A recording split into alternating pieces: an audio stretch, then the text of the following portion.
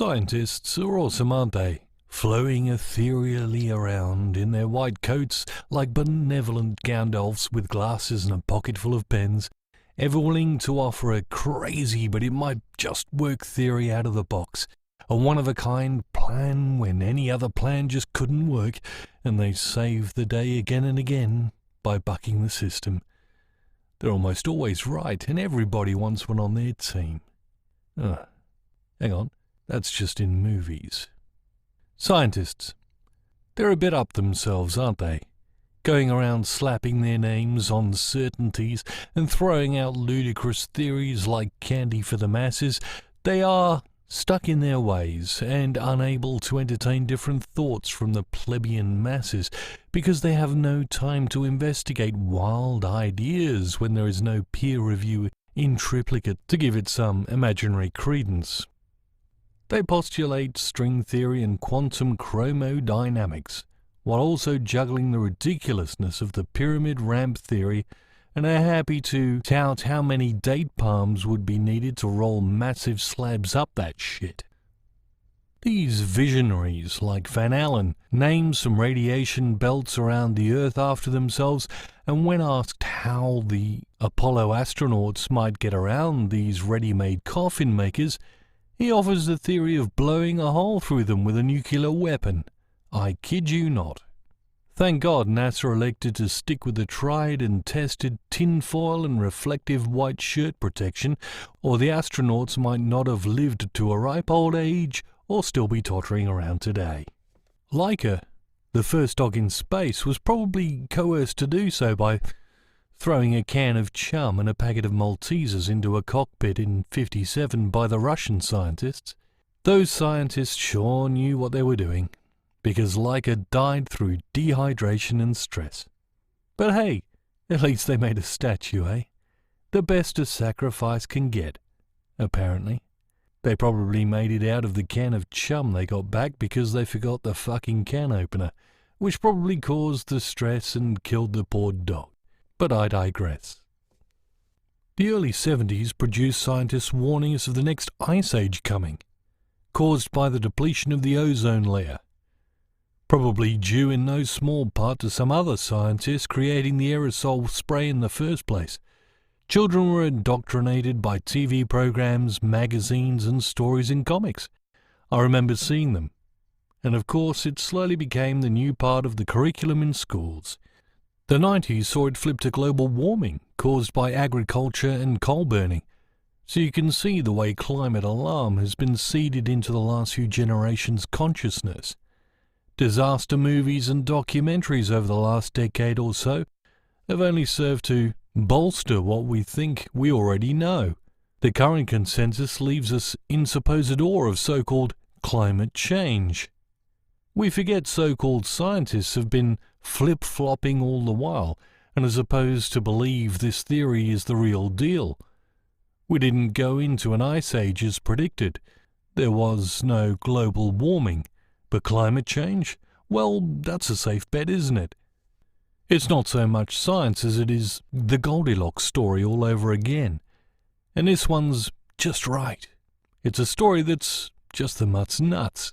That's good enough to lick. Or so my dog Bill thinks. He licks those things better than Monica ever could. Speaking of which, she must have had a terrible time after that sordid debacle on her knees in the White House, don't you think? Her life was probably ruined. I haven't looked her up, but I hope she got sponsored by some company so she made millions. You know, Maltesers or something. A big poster in Times Square with the heading, "How many balls can you fit in your mouth?"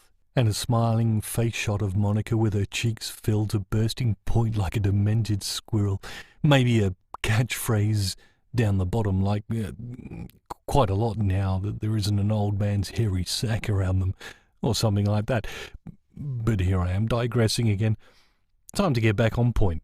So scientists say, the cult that brought us the stupidity that most of our heat disperses out the top of our head, and gravity exists, but they don't know what it is, and the core of the Earth is molten metal, but this is unprovable as the deepest hole ever dug is about 12 kilometers, and surprisingly they were still finding fossils as deep as 7 kilometers. But you never hear about that shit. I mean, they can't be wrong, can they? Well, for those of us that don't already know, yes, in fact they are wrong quite a bit.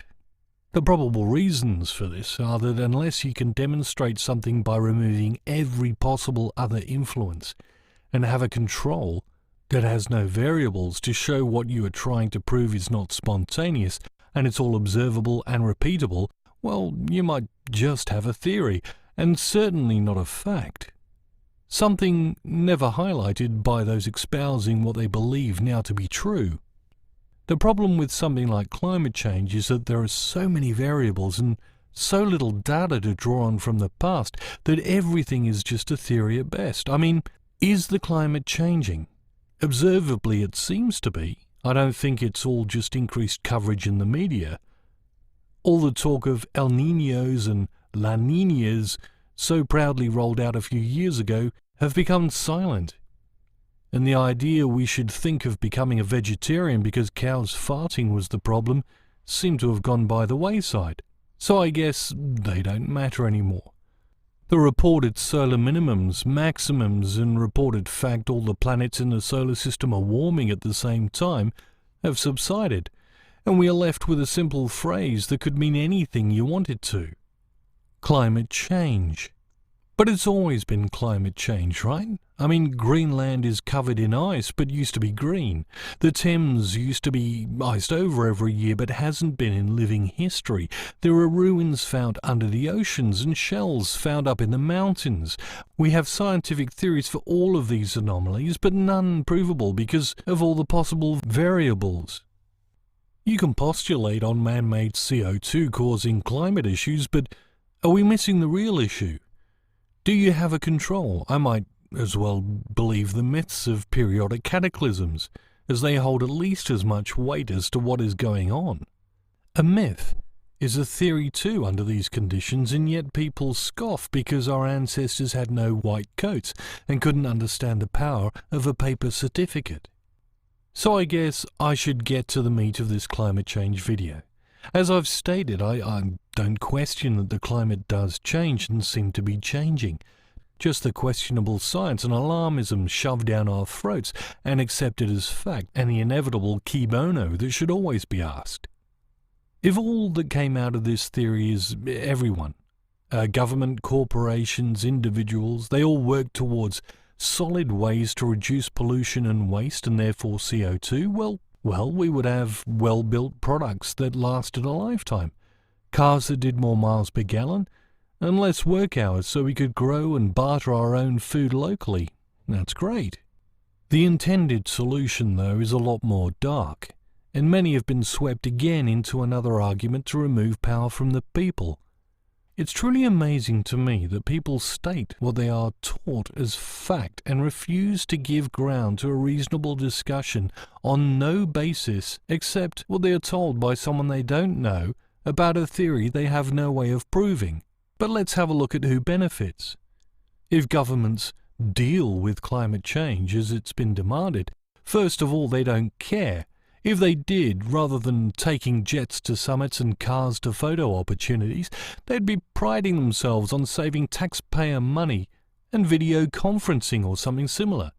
The same argument mostly goes for celebrities who like to preach to their followers while creating carbon footprints that giants of old would only stand back and admire. No. Governments only believe in regulation and economic growth, so extra taxation is the name of the game. So-called carbon credits. Pontius Pilate washes his hands clean once more. Corporations? They don't care. They'll find a way to circumnavigate new laws and regulations depending on the rules. They might pump CO2 into the ground or make containers of wooden pallets and send them overseas to be burnt so it can be claimed as a credit, which inadvertently creates more pollution because they had to ship it out and set light to it all. Third world countries that are exempt from carbon taxes because they're developing will once again become the dumping grounds of the developing countries, while First Nations count the fraudulent carbon credits they can cash in, all the while charging the end consumer anyway, so their hands are clean and their wallets full. They might as well be the Roman walking away from Jesus on the cross, rubbing his hands together, melodically singing, "Nailed it." Consumers? Well, folks, welcome to another tax. And does any of this deal with the claimed problem? You know it doesn't, and it won't. But for both sides, on paper it looks just great. As David Icke likes to say, problem, reaction, solution. You know, recently the ABC radio here asked for callers to give their opinion on climate change, and I enjoyed the cool-headed callers with solutions such as everyone grows their own food and stopping companies from using plastic for packaging and so on. The hosts seemed to stop taking calls at that point and offer their own opinion that these were small acts and we really needed a quick and big solution only government could give. Not really surprising at all. So to wrap up, yes, climate change is. Every idea man-made CO2 causes climate change is just a theory, still disagreed upon by many scientists you never hear about, and the best that can be achieved in this failing money-driven economy is a new tax. The common people are not the polluters. Sure, they have to get to work and may take a holiday every couple of years, and so need to fly by plane, but you know who flies by plane every day? People in corporations and governments. You know who ships and sends cargo every day? Corporations. You know who mines and deforests every day? Corporations with the seal of a government's approval. The common person just has to sort corporations' packaging into the correct bins and be aware of what they buy from corporations, because beyond that, they have little choice.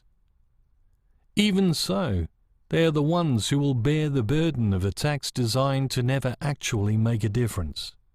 If I were to postulate a theory, I would say these groups knew something big is starting to happen because they've read the myths and the prophecies not afforded to us commoners, and are using the changing planet to put us all against each other while leeching more of our lives in the form of taxation. It's time we changed our attitude from language like, "I can't believe the government is giving themselves another pay rise," to, "I can't believe the government is using my money to give themselves a pay rise, when they haven't achieved what I determined to be my KPIs or key performance indicators." And you remember that hockey stick of CO2 increase Al Gore and others like to show? If you look at a population increase graph, you'll see the same hockey stick over a similar period of time. That might lead someone in a white coat looking at it to stop cramming Maltesers into their mouth, and to think up a theory that it's really that amount of people breathing that are to blame for climate change. I can't imagine it hasn't come up behind certain closed doors. I wonder what solution they might think up for that little problem.